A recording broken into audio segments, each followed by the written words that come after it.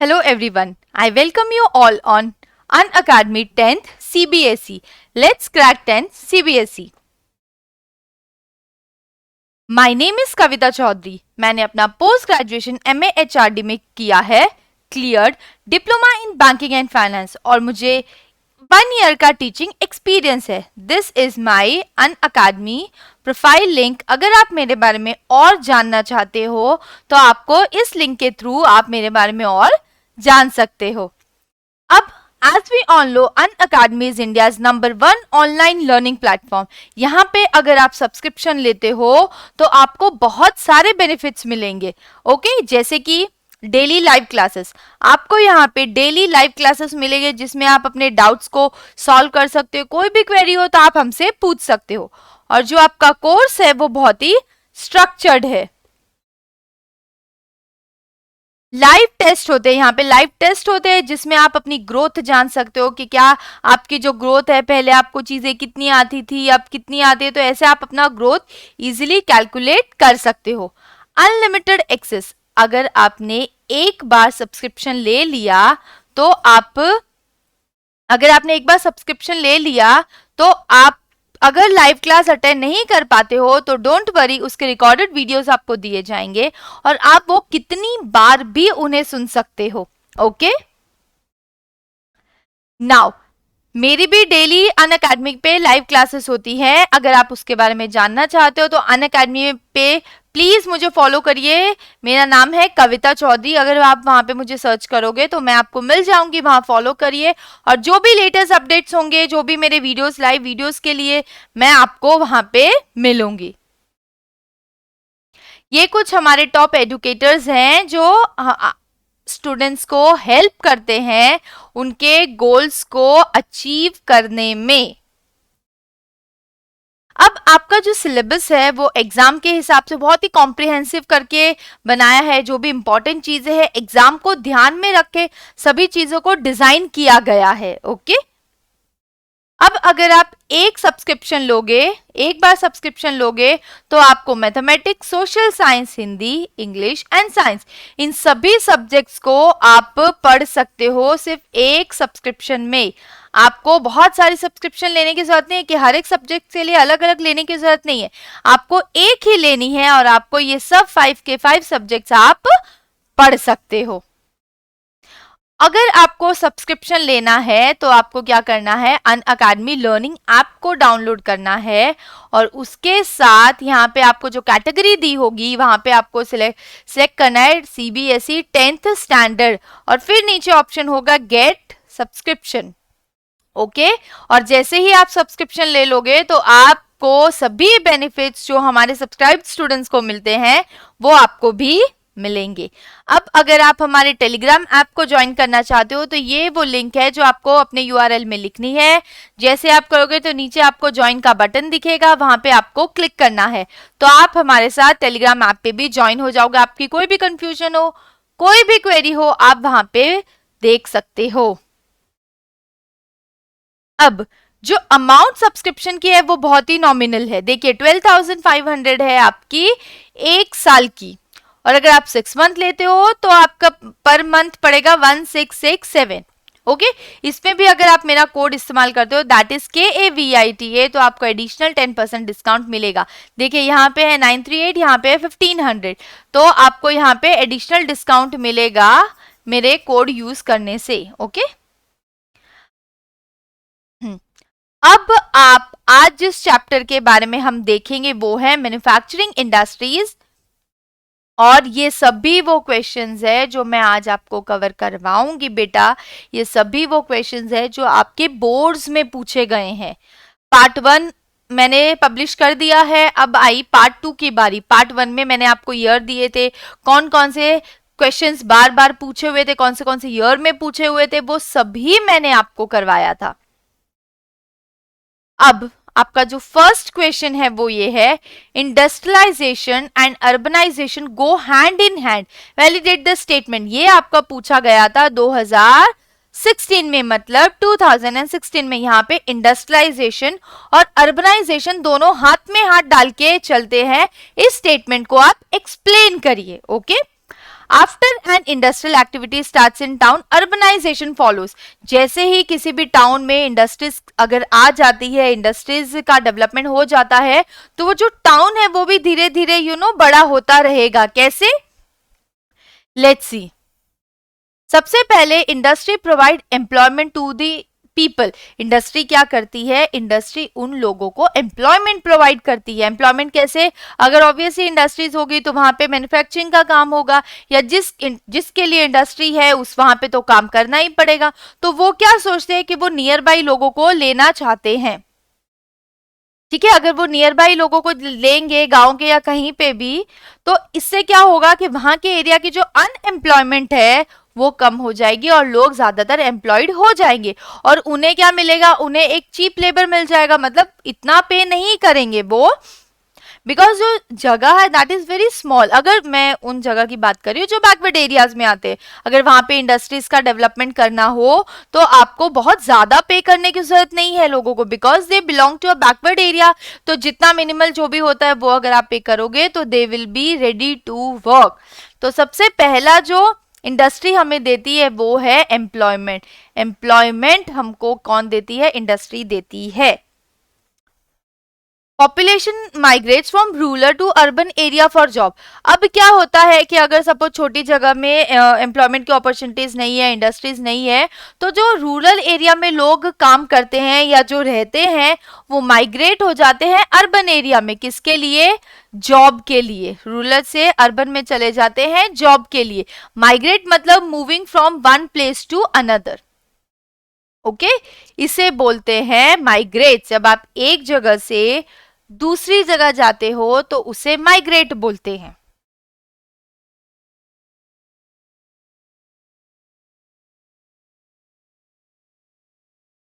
Okay, तो आपका पहला पॉइंट हुआ एम्प्लॉयमेंट। इंडस्ट्री एम्प्लॉयमेंट प्रोवाइड करती है और पॉपुलेशन माइग्रेट करती है रूरल से अर्बन एरिया में जहां उनको जॉब मिले।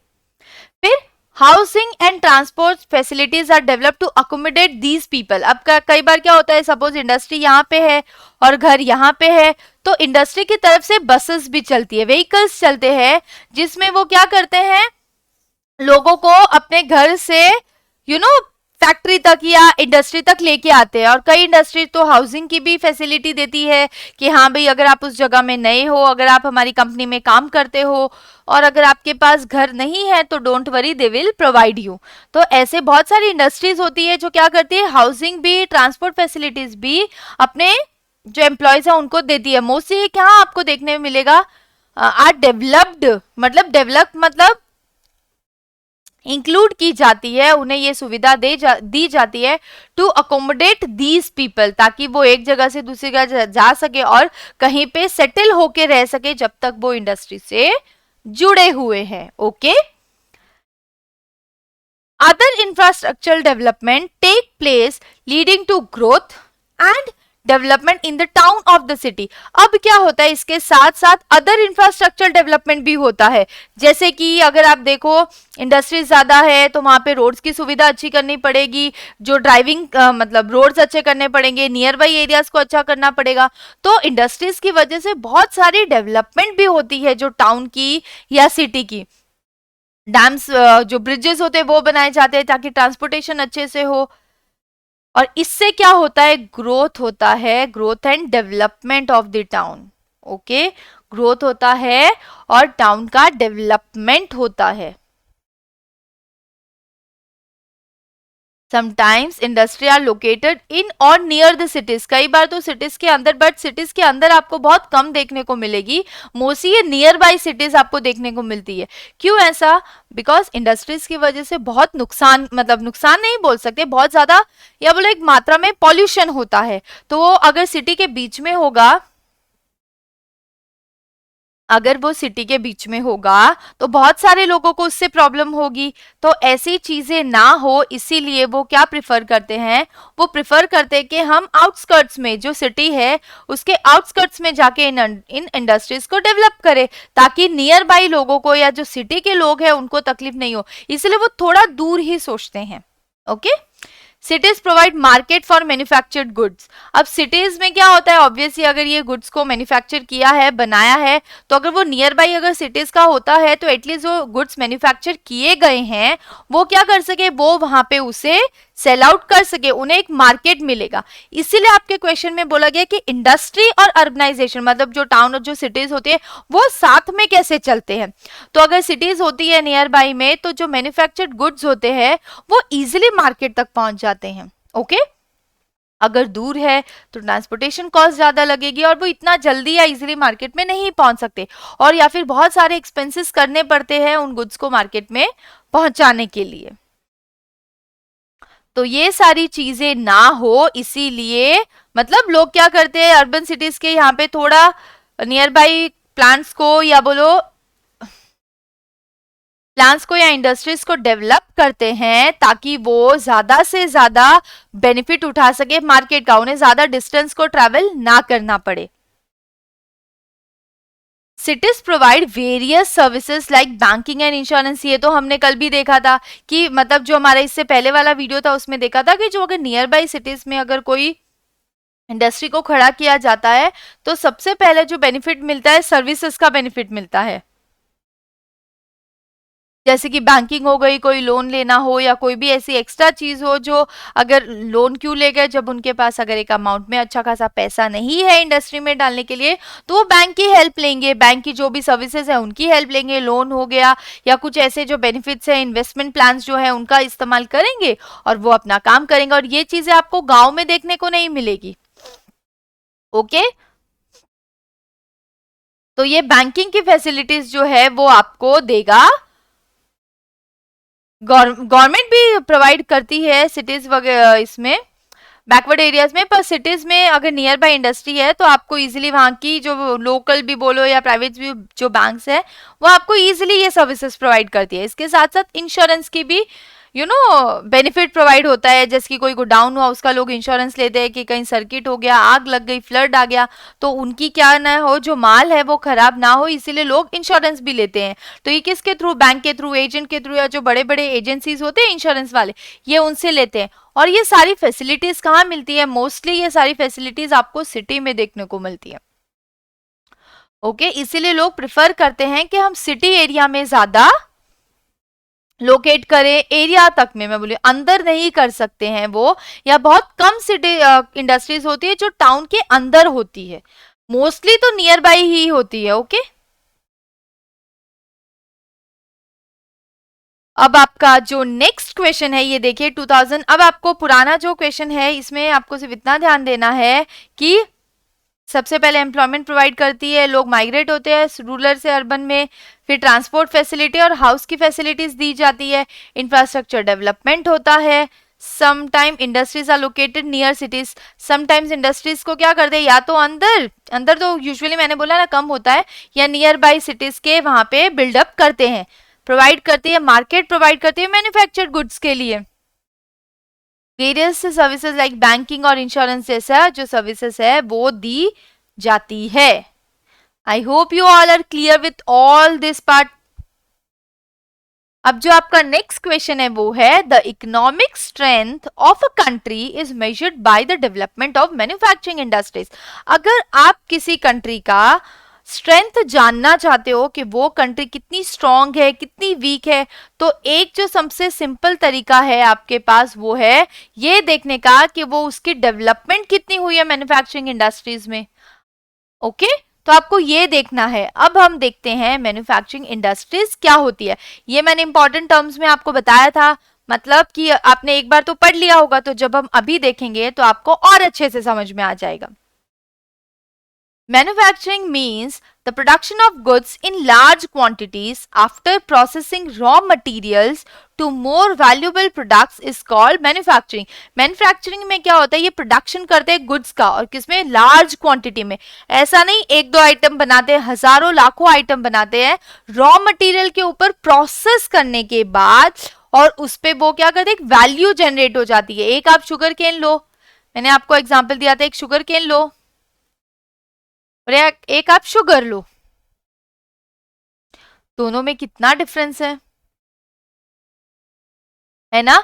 तो ये चीजों का भी ध्यान रखना पड़ता है कि हाँ भाई मैन्युफैक्चरिंग जो इंडस्ट्रीज है वो कैसे वैल्यू प्रोडक्ट्स को कैसे ज्यादा वैल्यूएबल बनाती है तो दोनों में ही शुगर कोइन, बट एक फिनिश गुड है और एक आपका रॉ मटेरियल है। तो ये पूरा जो प्रोसेस जहाँ जो होता है उसे बोला जाता है मैन्युफैक्चरिंग, जहाँ पे रॉ मटेरियल्स को ऊपर प्रोडक्शन किया जाता है और उसे एक वैल्यूएबल प्रोडक्ट में डाइवर्ट किया जाता है। ठीक है, अब देखते हैं क्या क्या चीजें हैं वो।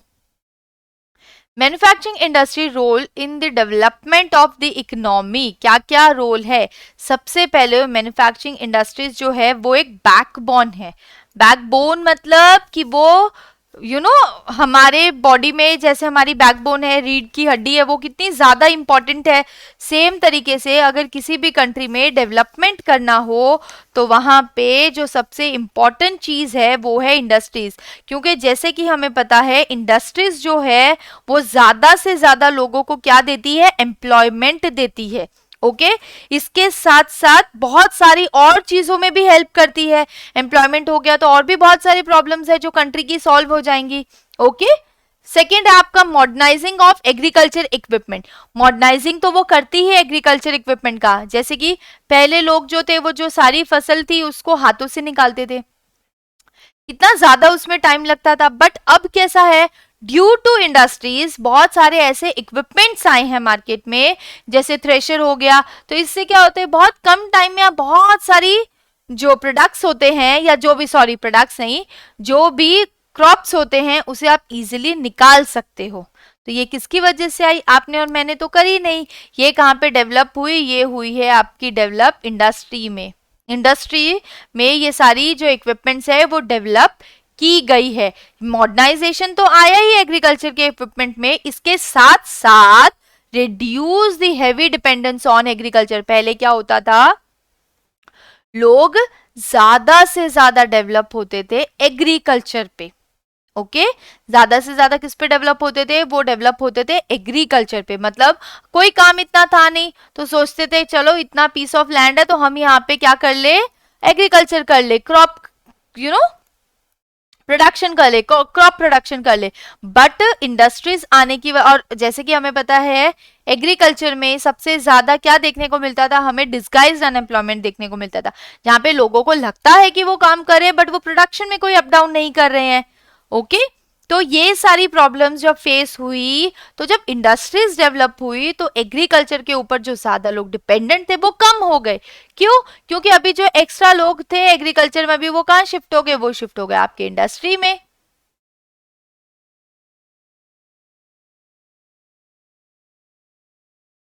नेक्स्ट, तो पहला आ गया बैकबोन। याद रखिएगा कि वो एक जो कंट्री है उसकी बैकबोन है, उसकी एकदम रीढ़ की हड्डी है। अगर वो नहीं होगी तो आप कोई चीज मैनेज ही नहीं कर पाओगे अपनी बॉडी को। फिर मॉडर्नाइज कर दिए एग्रीकल्चर इक्विपमेंट्स को। ओके जो मॉडर्न मतलब जो एग्रीकल्चर के इक्विपमेंट्स है वो मॉडर्न कहाँ से होते हैं, मतलब वो कहाँ इन्वेंट हुए, उसको कैसे बनाया गया, तो वो कहाँ बनाए जाते हैं, मैन्युफैक्चरिंग इंडस्ट्रीज में बनाए जाते हैं मोस्टली। इतने बड़े बड़े जो इक्विपमेंट्स होते हैं एग्रीकल्चर के लिए। अब एग्रीकल्चर में मॉडर्नाइजेशन तो आई पर इंडस्ट्रीज की वजह से जो लोग एग्रीकल्चर पे ज्यादा डिपेंडेंट थे जॉब के लिए, अब वो कम हो गए। ओके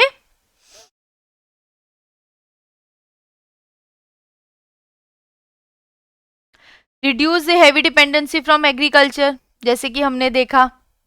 अब reduces unemployment and poverty from the country. Obviously अगर बहुत सारी ऐसी प्रॉब्लम अनअकैडमी बोल रही हूँ, बहुत सारी ऐसी प्रॉब्लम्स जैसे कि एग्रीकल्चर की हो गई, लोग जो है एग्रीकल्चर पे ज्यादा डिपेंडेंट हो गए हैं, तो इससे क्या हो गया, बहुत सारी प्रॉब्लम्स आ गई, लोग पुअर हो गए। क्यों, बिकॉज उनको जितने पैसे चाहिए या जितना इनकम आनी चाहिए उतनी नहीं होती है। तो इंडस्ट्रीज के आने की वजह से अनएम्प्लॉयमेंट तो कम हुई हुई, एग्रीकल्चर में जो ज्यादा थे अभी वो इंडस्ट्री में आ गए। इसके साथ साथ इंडस्ट्री में आए मतलब they are obviously they are being paid, तो अगर उनको पैसे मिलते हैं तो वो क्या करेंगे, वो अपनी कंट्री का जो एक एक ग्राफ होता है कि पॉवर्टी कितनी है, अनएम्प्लॉयमेंट कितनी है, तो वो पॉवर्टी का वाला जो ग्राफ है वो धीरे धीरे नीचे आएगा। क्यों, बिकॉज अब लोगों को जॉब्स मिल रही है, अनएम्प्लॉयमेंट कम हो रहा है।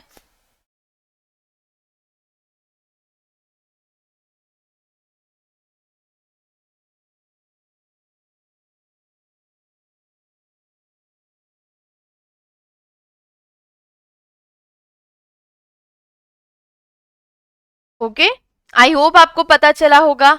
तो कैसे कैसे ये चीज हमारी कंट्री पे डिपेंड करती है, मतलब कैसे हमारी कंट्री को एक ध्यान में लेके आती है। तो वो कैसे, अनएम्प्लॉयमेंट कम हो गया, पॉवर्टी कम हो गई, तो बहुत सारी चीजें जो है मैन्युफैक्चरिंग इंडस्ट्रीज की वजह से सॉल्व होती है। अब reduces regional disparity by establishing industries in tribal and backward areas। अब क्या होता है, जब suppose I belong to a backward area, अगर यहाँ पे इंडस्ट्रीज नहीं है तो हमें लगेगा कि हमें इतनी अपॉर्चुनिटीज नहीं मिल रही है, इतनी हमें बेनिफिट नहीं मिल रहा है। तो गवर्नमेंट क्या करती है, जो बैकवर्ड एरियाज होती है, I am so sorry, okay तो जो बैकवर्ड एरियाज होते हैं उसके वहां पे भी वो क्या करते हैं, इंडस्ट्रीज को डेवलप करते हैं। इससे क्या होगा कि जो लोगों के बीच में रीजन्स के हिसाब से जो डिस्पैरिटी होती है, उन्हें अगर लगता है कि हमारे लिए हमारे साथ पार्शलिटी की जा रही है, तो ये सारी जो प्रॉब्लम्स है वो भी सॉल्व होती है।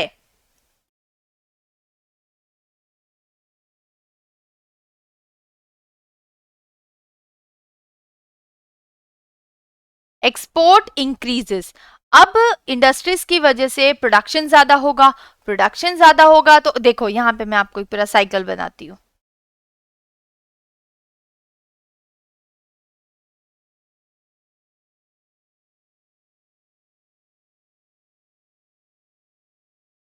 इंडस्ट्री हुई, ठीक है, इंडस्ट्री हुई तो इनको क्या चाहिए, प्रोडक्शन करना है। चलो हम कोई गुड्स का प्रोडक्शन करते हैं।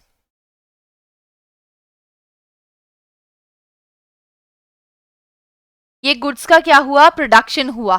इसके बाद अगर इतने गुड्स को प्रोड्यूस करना है तो हमें एम्प्लॉयमेंट भी चाहिए होगी, ठीक है। तो एक प्रॉब्लम हो गई, ये अभी एम्प्लॉय हो गया तो अब इसके हाथ में क्या है, इसके हाथ में अभी पैसे हैं। अब इतने सारा प्रोडक्शन हुआ तो पूरी कंट्री तो कंज्यूम नहीं कर सकती, तो वो क्या करेंगे, वो एक्सपोर्ट करेंगे। क्या करेंगे, वो करेंगे एक्सपोर्ट।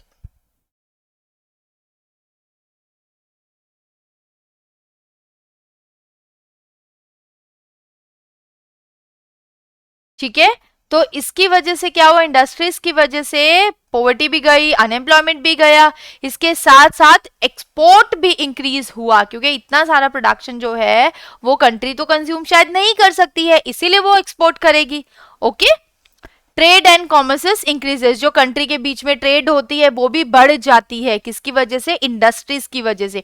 इंडस्ट्रीज में प्रोडक्शन ज्यादा होगा, ठीक है, तो प्रोडक्शन होगा, एक्सपोर्ट होगा, एक जो कंट्री के बीच में जो लेन देन है वो बढ़ जाएगा, इससे रिलेशंस बढ़ जाएंगे। अब आपका जो नेक्स्ट पॉइंट है वो है increase in foreign exchange. Obviously अगर एक्सपोर्ट बढ़ेगा तो हमारे पास फॉरेन एक्सचेंज ज्यादा होगा, ठीक है। तो ये भी एक बहुत बड़ा बेनिफिट है हमारे लिए कि अगर प्रोडक्शन हम बढ़ाएंगे, इंडस्ट्रीज को अगर ज्यादा बढ़ाएंगे तो ये सारी जो चीजें हैं ये आपकी होगी सही। अब convert raw material into wide varieties of finished goods. जो रॉ मटेरियल होते हैं, ओके तो जो रॉ मटेरियल्स होते हैं उसे कन्वर्ट किया जाता है wide varieties of finish goods में। जैसे कि वीट है, वीट से फ्लोर भी कर दिया, ओके फ्लोर भी कर दिया, फिर बिस्किट भी कर दिया, केक्स भी बना दिए। तो बहुत सारे ऐसे क्या हो गए, फिनिश गुड्स बनाती है इंडस्ट्रीज में। तो वो क्या करते हैं, कन्वर्ट करते हैं रॉ मटेरियल्स को ज्यादा वेराइटी में, फिनिश गुड्स की ज्यादा वेराइटी में वो उसे कन्वर्ट करते हैं। अगर वो ज्यादा वेराइटी में, वेराइटीज में अगर फिनिश गुड्स मिलेंगे तो डेफिनेटली इससे क्या होगा कि जो प्रोडक्ट्स है वो ज्यादा होंगे, प्रोडक्ट ज्यादा होंगे तो इनकम ज्यादा आएगी, इनकम ज्यादा आएगी तो लोगों का लिविंग स्टैंडर्ड बढ़ेगा।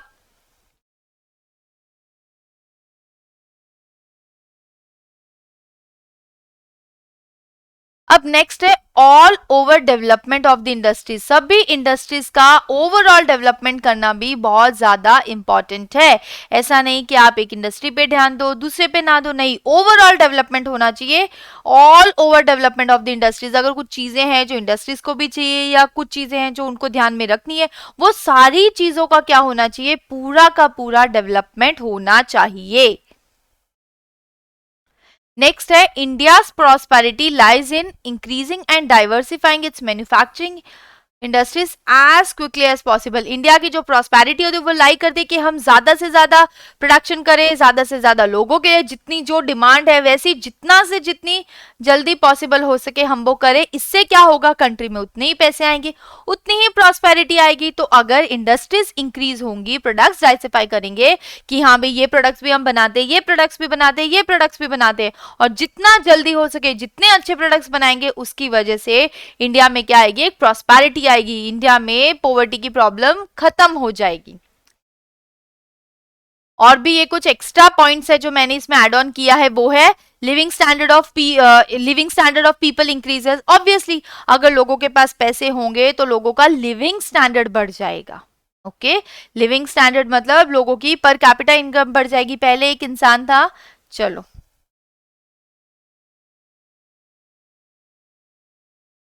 वो 50 रुपीज ही उसके पास रहते थे, तो वो क्या करता था, 50 रुपीज के हिसाब से खर्चा करता था। तो इसमें उसको ज्यादा कुछ अच्छा खाने को नहीं मिलता था, पीने को नहीं मिलता था, कुछ इतना ज्यादा अच्छा नहीं मिलता था। बट ये इंडस्ट्रीज की वजह से पर कैपिटा इनकम मतलब हर इंसान कितना पर पर हेड कितना उसको इनकम होती है, that is known as per capita income.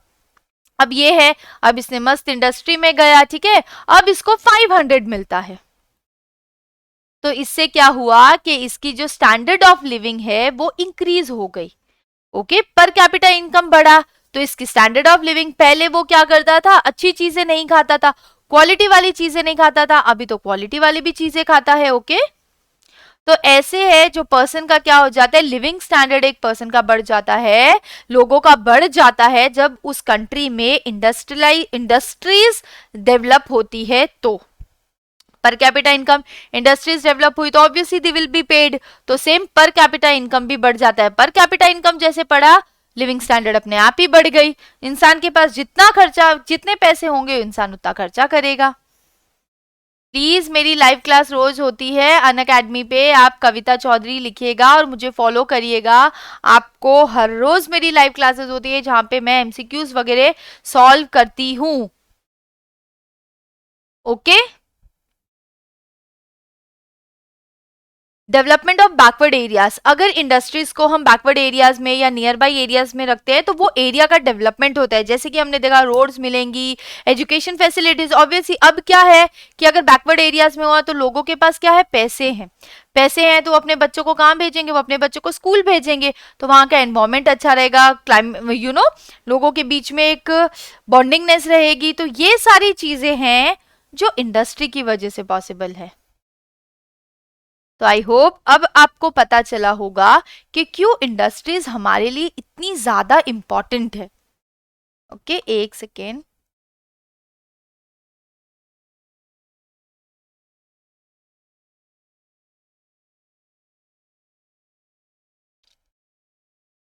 अब आपका नेक्स्ट जो है, explain the factors for the location of industry on a particular area. हम किसी भी इंडस्ट्री को एक पर्टिकुलर एरिया में ही क्यों लोकेट करते हैं, तो वो क्या रीजंस हैं, वो क्या फैक्टर्स है जो हमें ये सोचने पे मजबूर कर देता है कि नहीं भाई ये इंडस्ट्री तो हमें यहाँ पे ही खड़ी करनी है।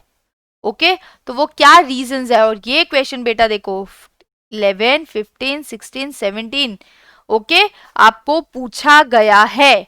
ये मुझे इतने डेटास मिले उतने मैंने ऐड ऑन किए, इसके बाद भी शायद पूछा गया हो, तो इसीलिए मैं इस सीरीज में सिर्फ उन क्वेश्चन आंसर्स को इंक्लूड कर रही हूँ आपकी मोस्टली मैन्युफैक्चरिंग इंडस्ट्रीज में, क्योंकि बच्चों की बहुत रिक्वेस्ट आई थी कि मैडम प्लीज आप ये चैप्टर अभी करवाइए, पहले करवाइए, तो मैंने फिर ये अभी करवाया, और इसमें भी मैंने फिर एक बोनस दे दिया आपको सारे बोर्ड्स के क्वेश्चन करवाने का। Okay, now the factors that are responsible for location of industry. अगर आपको एक इंडस्ट्री को लोकेट करना है, ओके अगर आपको एक इंडस्ट्री को कहीं पे खड़ा करना है तो आप क्या सोचोगे, आप सबसे पहले सोचोगे कि मेरी इंडस्ट्री अगर यहाँ पे है तो नियर बाई मुझे कहीं रॉ मटेरियल्स भी मिल जाना चाहिए। क्यों ऐसा, ताकि मैं जितना ट्रैवल कम करूंगा उतना मुझे कम खर्चा पड़ेगा। ओके, तो ये चीज भी आपको ध्यान देनी चाहिए। तो इसीलिए ये फैक्टर्स है, ये बहुत इंपॉर्टेंट है आपके लिए। जब भी आप कहीं पे, अगर कोई ऐसी जगह अगर आपने जूट इंडस्ट्री कर दी कि नियर बाई कल्टीवेशन ही नहीं होता है, तो आप कहाँ से माल मंगवाओगे, कैसे उस पर प्रोसेसिंग करोगे, कितना और एक्सपेंस उस पर जुड़ जाएगा। इसीलिए जो लोकेशन है वो बहुत ज्यादा मैटर करती है आपके इंडस्ट्री के लिए।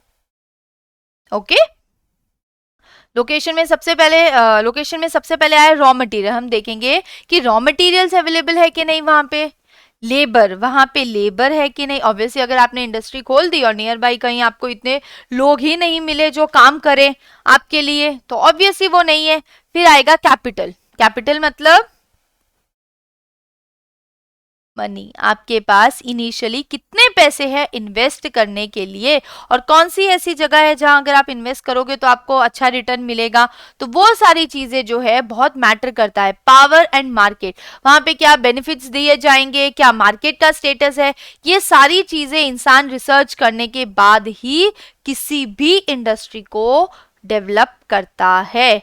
अगर उसने ये सब चीजों का ध्यान नहीं दिया तो वो उस इंडस्ट्री को अगर डेवलप कर भी दिया तो उसको वहां पे कोई फायदा नहीं होने वाला है। क्यों? बिकॉज ये तो बेसिक चीजें हैं, ये तो उसके अंदर आएंगी ही नहीं, तो ऑब्वियसली वो सक्सेस कैसे होगा, कैसे वो अपना प्रॉफिट अर्न करेगा।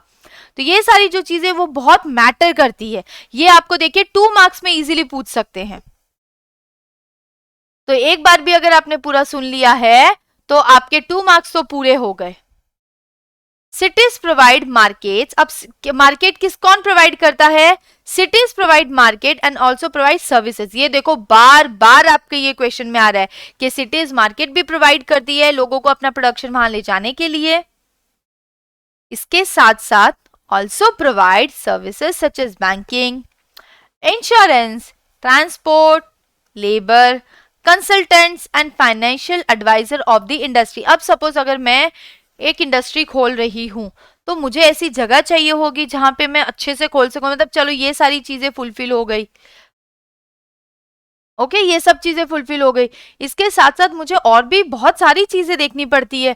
अगर कभी पैसे खत्म हो गए, तो अगर मेरे पास इतना इनकम नहीं रहा कि मैं अपनी कंपनी को या अपनी इंडस्ट्री को आगे बढ़ा पाऊं, तो वहां पे नियर बाई बैंक्स होना चाहिए जो आपको बैंकिंग की सर्विसेज दे।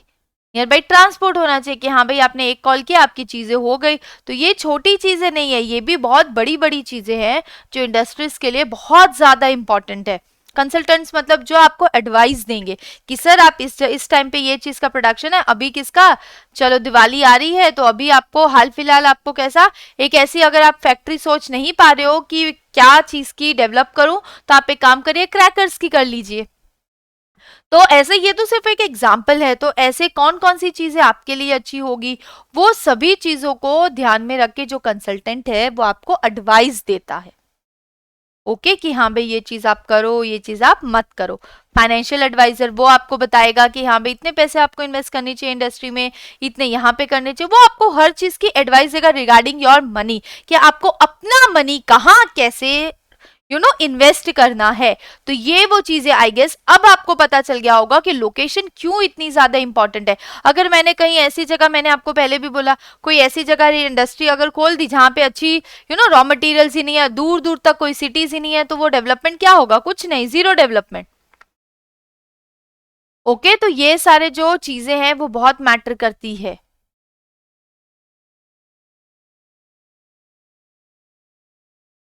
अब आपका जो लास्ट क्वेश्चन है आई गेस, ये नहीं, इससे बाद एक और है, देख लेते हैं हम। Okay, why sugar mills are found in sugar cane producing areas. क्यों शुगर मिल्स जो होते हैं वो शुगर केन प्रोड्यूसिंग एरियाज में आपको ज्यादा मिलते हैं। And explain the problems used by faced by it. और क्या क्या जो प्रॉब्लम्स है, एक second, let me settle myself in a good way as I am teaching from so long. थोड़ा सा मैं खुद को सेट कर लूं। आप भी अगर ऐसा हो तो आप 2 मिनट भी वीडियो पॉज कर सकते हो, कंटिन्यूस नहीं बैठना है तो, बट प्लीज पूरा वीडियो स्टार्टिंग से एंड तक देखिएगा।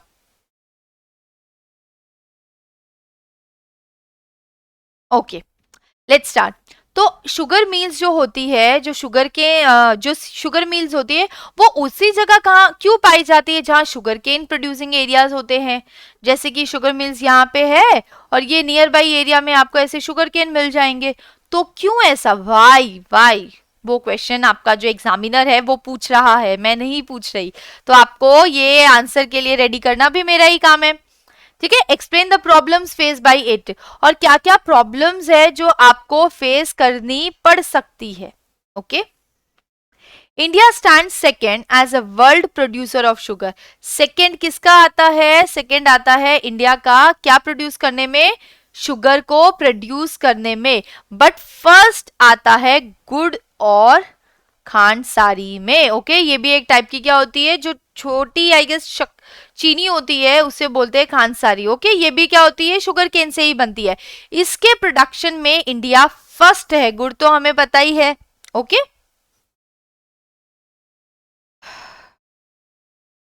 The raw materials of sugar means are bulky, that is sugar cane। बल्कि मतलब बहुत ज्यादा होते हैं, एकदम ज्यादा स्पेस ऑक्यूपाई करते हैं, इतने बड़े बड़े पूरे, क्या अगर आपने कभी देखा होगा ट्रैक्टर्स पे और ट्रक्स में, तो बहुत ज्यादा वो वॉल्यूम होता है, बहुत ज्यादा होती है।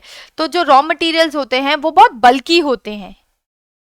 While transporting the sugar cane, sucrose content reduces, मतलब जो इसकी मिठास होती है वो अगर दूर आप ज्यादा करोगे, दूर अगर लेके जाओगे, तो इसकी जो मिठास होती है शुगर केन की वो रिड्यूस हो जाती है।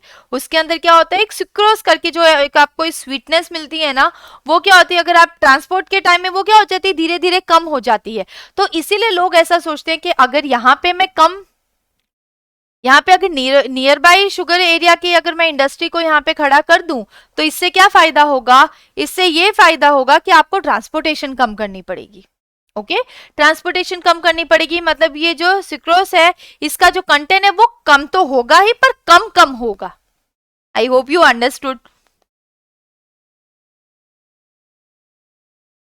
ठीक है, तो ये देखना अब क्या मेजर प्रॉब्लम्स है, एक बार हम वापस देख लेते हैं। इंडिया क्या रैंक करती है, यहां से आपका वन लाइनर निकला, इंडिया सेकंड रैंक पे आती है in the production of sugar, और फर्स्ट पे आती है गुड़ और खंसारी के लिए। अब क्यों नियर बाई एरियाज पे किया जाता है, क्योंकि जो शुगर मिल्स है और या जो शुगर केन्स हैं वो क्या होते हैं, बहुत बल्की होते हैं। रॉ मटेरियल्स जो शुगर का होता है वो बहुत ज्यादा बल्की होता है, बहुत ज्यादा जगह चाहिए उसको, और ट्रांसपोर्ट करने में जो इसका सुक्रोज होता है वो धीरे धीरे जो अंदर उसके कंटेंट होता है वो कम हो जाता है। तो क्या मेजर प्रॉब्लम्स है जो शुगर केन इंडस्ट्रीज को फेस करनी पड़ती है, seasonal nature of industry, obviously sugar cane का एक सीजन होता है। ठीक है, तो उस टाइम पे ही क्या होता है, इसकी एग्रीकल्चर होती है, मतलब इसकी जो फार्मिंग होती है वो होती है, पूरे साल नहीं होती है, तो ये एक सीजनल कल्टीवेशन है आपकी क्रॉप का। Second, old and inefficient method of production, जो मेथड्स है वो मॉडर्न नहीं है, मॉडर्न नहीं है तो क्या करेंगे हम, चीजें बहुत लो होगी, बहुत धीरे होगी। ठीक है, तो ये सारी प्रॉब्लम एक मेजर के सीजनल है आपका शुगर केन। और ऑब्वियसली एक तो पहले आप पढ़ते थे ऐसे ऐसे बुक पे पूरा पढ़ते थे, और अब आप देखो डिजिटल स्टडी है, आपको इजीली सब कुछ लिखा हुआ होता है, आप सिर्फ देखो समझो और आपका काम हो गया। Okay, transport delay in reaching canes to the mills, कई बार क्या हो जाता है, ट्रांसपोर्ट डिले हो जाता है, जैसे जैसे वो शुगर केन्स को मिल तक लेके आ जाए, तो ये भी एक बहुत बड़ी मेजर प्रॉब्लम है। क्यों, क्योंकि जो सामान है वो बहुत ज्यादा बल्की है। ठीक है, need to maximise the use of bagasses, जब ये वो जो आपका शुगर केन होता है उसका लेफ्ट ओवर नहीं होता उसे बोलते हैं, और इनको जो इसका डस्ट निकलता है, जो कचरा निकलता है वो बहुत ज्यादा होता है, उसे अब यूज कैसे करें वो भी एक बहुत बड़ा क्वेश्चन मार्क है, कि आप उन इतने सारे जो सब जो अगर आप शुगर केन निकालोगे तो उसका जो लेफ्ट ओवर पार्ट नहीं होता उसको कैसे वो ट्रीट करे, उसे कैसे हैंडल करे, वो भी एक बहुत बड़ी प्रॉब्लम है।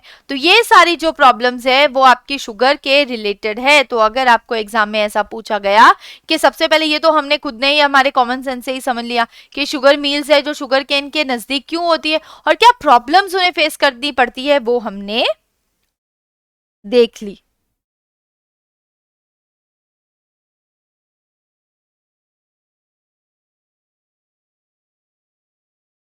मेजर प्रॉब्लम देख ली, सीजनल क्रॉप है ये, ओल्ड और इनएफिशिएंट मेथड्स है, मेथड्स भी इतने नहीं है, इक्विपमेंट्स भी इतने नहीं है, तो कैसे हम उसका प्रोडक्शन बढ़ाएं, ट्रांसपोर्ट डिले हो जाएगा तो शुगर केन्स क्या टाइम से शुगर मतलब मील्स में नहीं पहुंच पाएगी। इसके बाद मैक्सिमाइज यूज कैसे करें बैगेज का कि मतलब जो लेफ्ट ओवर है आपके शुगर का शुगर केन का, वो भी एक बहुत बड़ी प्रॉब्लम है क्योंकि कितना ज्यादा वो गंदा इकट्ठा हो जाता है। तो ये इंडस्ट्री का काम भी है ये सोचने का भी कि ये जो गंदा पार्ट है इसे हम कैसे रिसाइकल करें या इसे कैसे हम इस्तेमाल करें कि एटलीस्ट ये एनवायरमेंट को खराब ना करे। तो ये सारी बहुत सारी ऐसी प्रॉब्लम्स है जो देखनी पड़ती है, किसको, आपके इंडस्ट्रीज में जो काम करते हैं, गवर्नमेंट को भी सोचनी पड़ती है।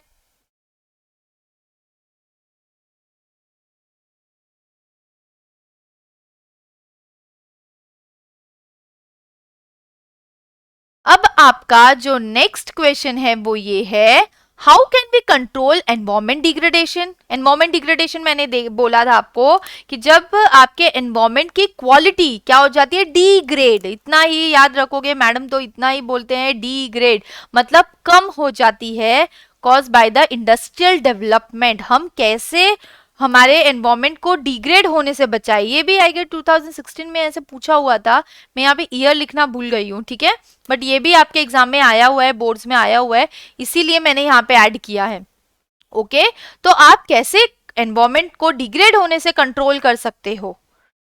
सबसे पहले below are few things that need to be take care. ये सारी वो चीजें हैं जो हमें ध्यान में रखनी चाहिए जब हम इंडस्ट्रीज की बात करें या इंडस्ट्रीज के डेवलपमेंट की बात करें।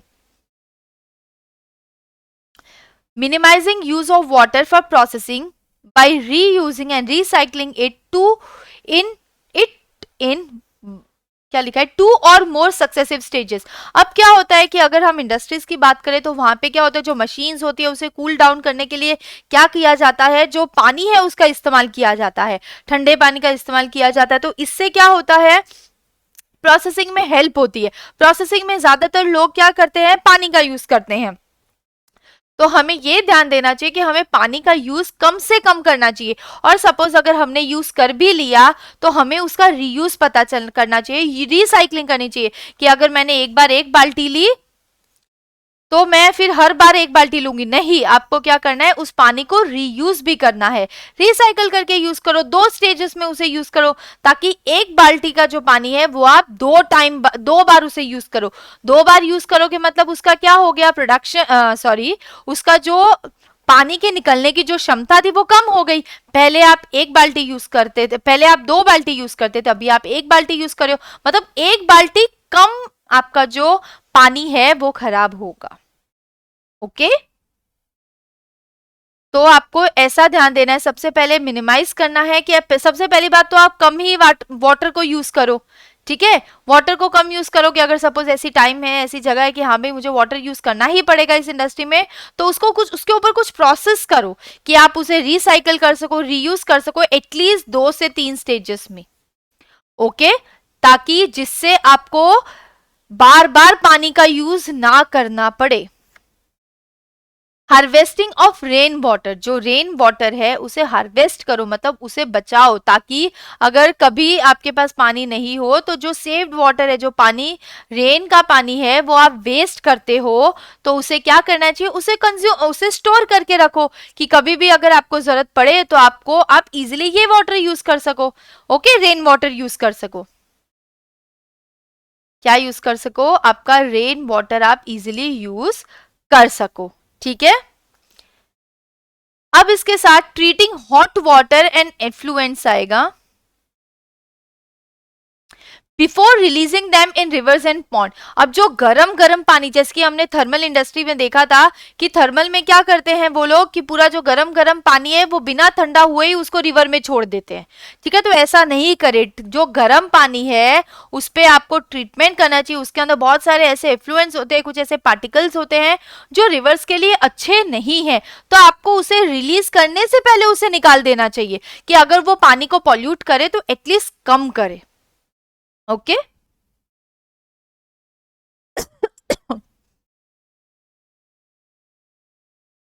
अब ट्रीटमेंट हम क्या कर सकते हैं, मैकेनिकल मींस, बहुत सारे ऐसे मैकेनिकल चीजें हैं जिसको हम ध्यान में रख के, primary treatment by mechanical means, मतलब सबसे पहले तो आप ऐसी चीजें यूज ही ना करो या ऐसा मेथड्स ही फॉलो ना करो जो आपके पानी को या एनवायरमेंट को डिग्रेड करे। Second, secondary treatment bye biological process, you know biologically आप ध्यान रख के क्या चीजों का पे काम करके आप एनवायरमेंट को डिग्रेड ना करो, वो एक पार्ट हो सकता है। Third, tertiary treatment bye biological, chemical, biological के साथ साथ केमिकली भी आप उसका ध्यान रखो।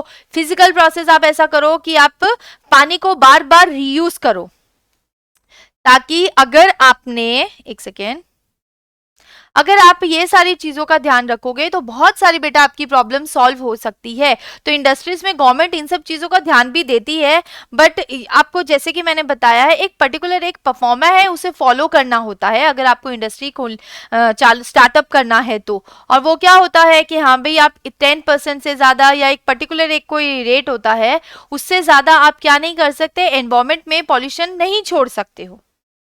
ठीक है, तो ऐसी चीजों का ध्यान देना चाहिए, इसलिए ट्रीटमेंट पहले मैकेनिकल मींस के हिसाब से, फिर बायोलॉजिकली आपको उस पर ध्यान देना चाहिए, फिर टर्शरी ट्रीटमेंट बाय बायोलॉजिकली, इन सबको मिला के आपको ध्यान देना चाहिए कि हाँ भाई हम वाटर को कैसे कम से कम ट्रीट करें, मतलब कम से कम उसे खराब करें। अगर ऐसा होगा तो बहुत सारी जो प्रॉब्लम्स है वो आपकी सॉल्व हो जाएगी।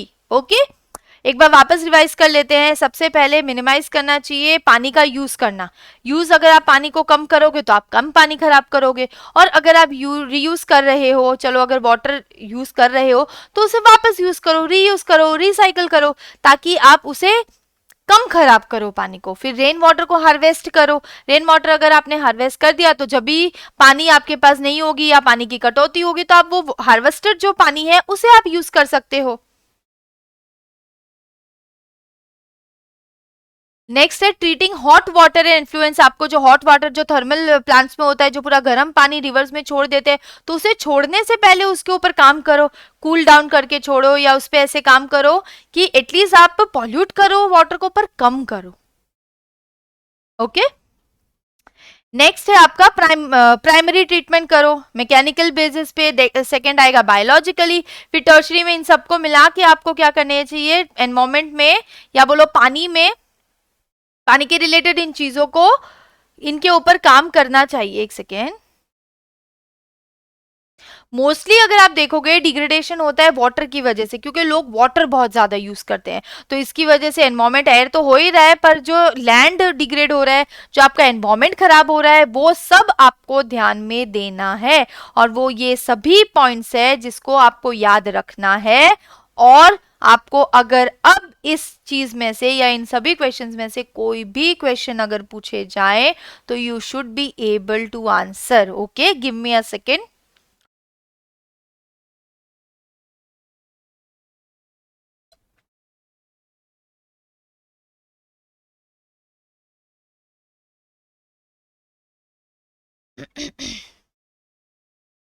तो आपको अब ध्यान देना है। आई रियली होप आप सबको अच्छे से पता चल गया होगा।